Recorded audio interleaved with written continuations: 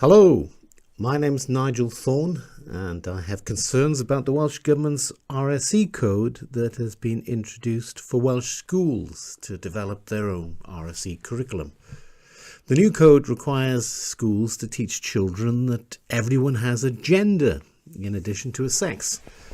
This idea is born from queer theory, a philosophical belief promoted by American academic Judith Butler and popularised by her in her book Gender Trouble. Butler believes that language that reflects material reality is oppressive because it reinforces a heterosexual matrix, a belief that to be normal a boy must be masculine and sexually attracted to girls, and girls must be feminine and sexually attracted to boys. Queer theorists are aiming to undermine heteronormativity, and the tool they're using to do that is language. Proponents of queer theory believe that power lies within language, and by forcing a change in the language we use, we can change people's perceptions. Philosopher Heather Brunskill-Evans talks about Judith Butler. So Judith Butler, she's very difficult to read. The main influence on Judith Butler is Derrida, who was writing at the same time as Foucault. Foucault is very much tied to the material reality of the body. He actually has a word for this. It's called biopower. It's how power invests the body. Derrida shifts onto language. So this norm and abnormal stuff gets created through language as far as Derrida is concerned. It's also a very interesting theory. But if you stick with Derrida rather than Foucault, you lose the materiality of oppression and you get into this idea that it's just about language games. Now, Judith Butler is coming from that position. It was the fatal mistake that was made in this deconstructive effort, because everything now is about language. We've abandoned the body. The only people that can talk about bodies are trans rights activists. Everybody else can't, particularly women, because apparently it's the language which is doing the damage. And if we just change the language, then this will enable us to be more free. So it's the language which is policing us. Yes, yes. It's been brilliant. Talk about 1984. It's been brilliant because trans rights activists have actually changed the language such that it's almost difficult to think your way out of it. Professor Emma Reynolds is an academic from Cardiff University. She's been hugely influenced by Judith Butler and has been responsible for developing the Welsh Government RSE code and educational resources to be used by teachers. She aims to ensure that such amended language is used in the teaching of Welsh children. Professor Reynolds believes in affirming children's TQ+ identities and claims those who assert TQ+ identities have specific rights. Over the last 10 years, I've been co-producing research, activism and engagement events and forums with schools, youth groups, third sector agencies, policymakers, to support children and young people to speak out about their often silenced experiences, from sexual harassment in primary schools to LGBTQ+ youth equalities and rights. The resource she has created for the teaching of secondary school pupils is called Agenda. It has been endorsed by the Welsh Government, has already had a massive influence, and there's a push to get this resource used in Wales, England and internationally. And one of the moments I've been most proud of was to distill this creative praxis into the Agenda resource and website. So this little film you see behind me captures one of the case studies in the resource of children writing on rulers and ribbons and kites what they want to change to make gender equality and justice matter and fly. And over the last 3 years, we've been sharing this creative praxis in an innovative professional learning programme for teachers in Wales who are preparing for the new statutory relationships and sexuality education curriculum, a curriculum which I continue to have the privilege to inform and shape. And it's a resource and a creative and ethical praxis that's having a significant international reach in the field of RSE, from Finland to Australia. But it started and it has become embedded here in Wales. It is inconceivable that the Welsh Government is unaware of the international controversy surrounding the influence of queer theory teaching in schools. In 2019, the Congregation for Catholic Education published a document entitled Male and Female, He Created Them, towards a path of dialogue on the question of gender theory in education. The introduction to the document stated, "It is becoming increasingly clear that we are now facing with what might accurately be called an educational crisis, especially in the field of affectivity and sexuality. In many places, curricula are being planned and implemented which allegedly convey a neutral conception of the person and of life, yet in fact reflect an anthropology opposed to faith and to right reason. The disorientation regarding anthropology, which is a widespread feature of our cultural landscape, has undoubtedly helped to destabilize the family as an institution, bringing with it a tendency to cancel out the differences between men and women, presenting them instead as merely the product of historical and cultural conditioning. The context in which the mission of education is carried out is characterized by challenges emerging from varying forms of an ideology that is given the general name gender theory, which denies the difference and reciprocity in nature of a man and a woman and envisages a society without sexual differences, thereby eliminating the anthropological basis of the family. This ideology leads to educational programs and legislative enactments that promote a personal identity and emotional intimacy radically separated from the biological difference between male and female. Consequently, human identity becomes the choice of the individual, one which can also change over time. Despite obvious widespread concern, the Welsh Government is ploughing on regardless with the intent of disseminating this teaching to our children, with the children who medically transition in response to this social engineering project being collateral damage. At a demonstration in 2019, Charlie Evans talked about the impact that gender identity ideology had on her life. So last month, I walked with Get the L Out at Manchester Pride. Oh, don't clap yet, you might not like the next sentence.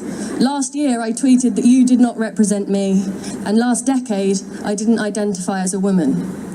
Time has changed me, and for good reason. A decade ago, I was 17 years old. I was tightly binding my chest, and I had shaved my hair, adamant that I was not a girl. I knew I was a boy because I hated the way my chest attracted attention. I hated my period.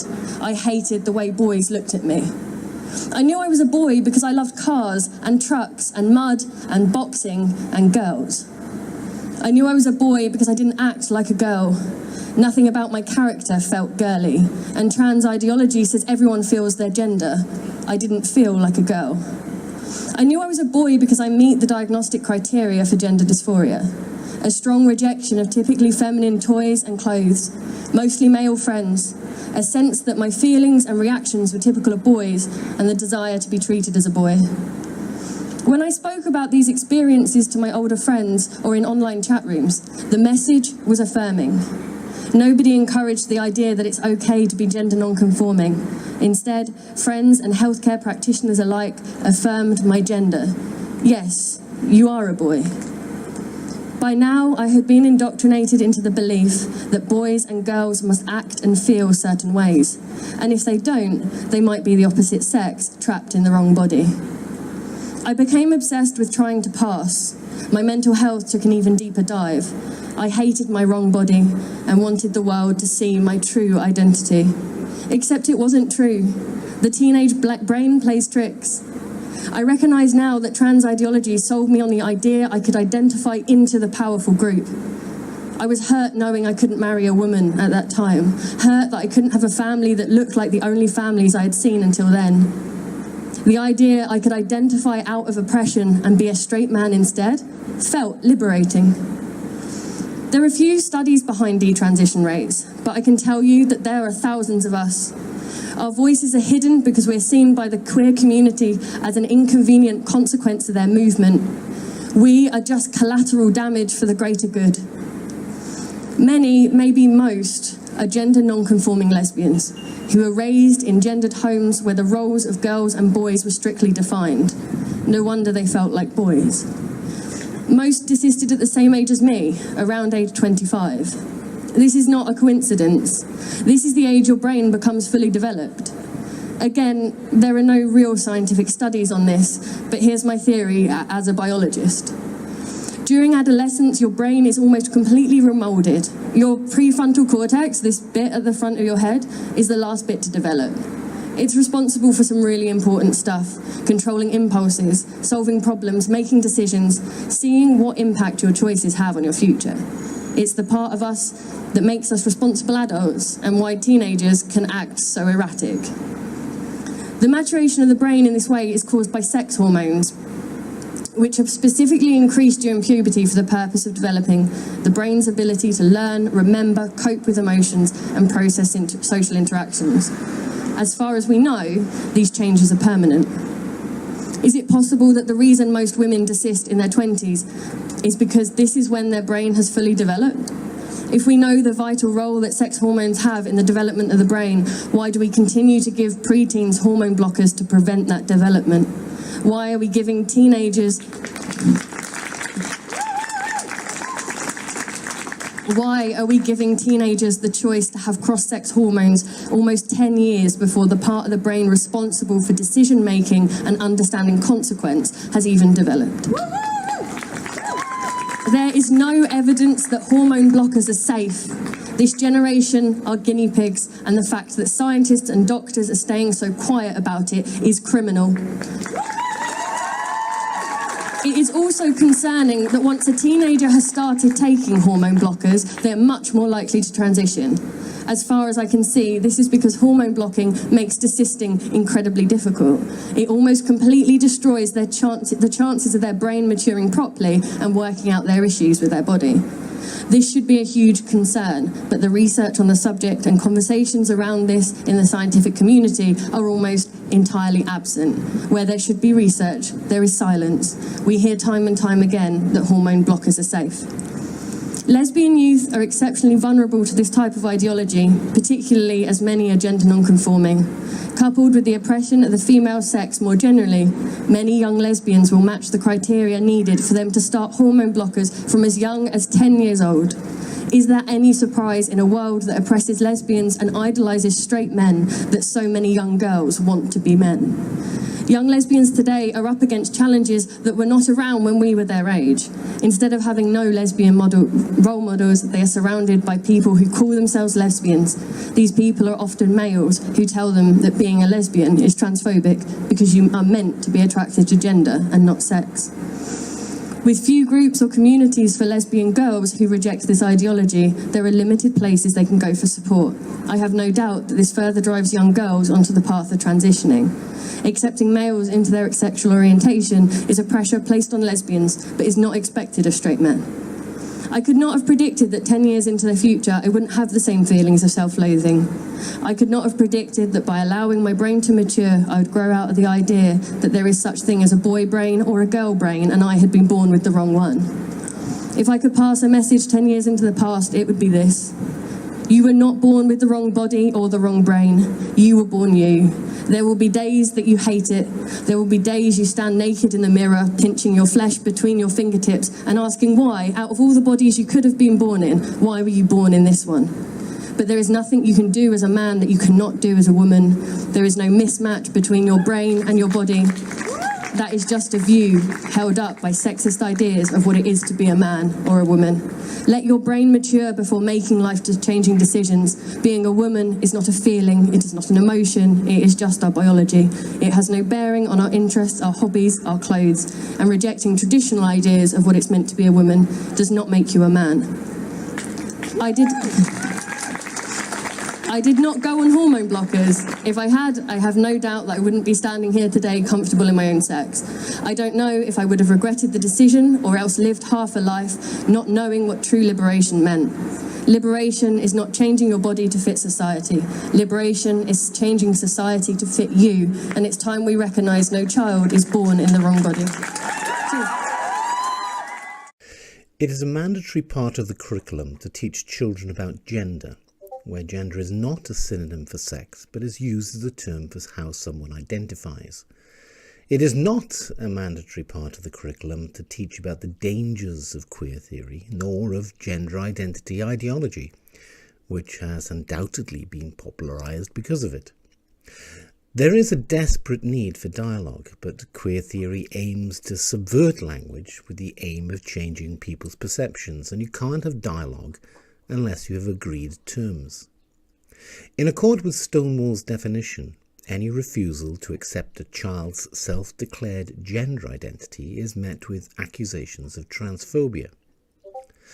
The document from the Congregation for Catholic Education proposes an alternative methodology to blind affirmation, a methodology based on 3 guiding principles: to listen, to reason, and to propose. Irrespective of whether you have positive or negative feelings of the Catholic Church, this is something that we should expect from our educators. Welsh children shouldn't be unwitting participants in a social engineering project.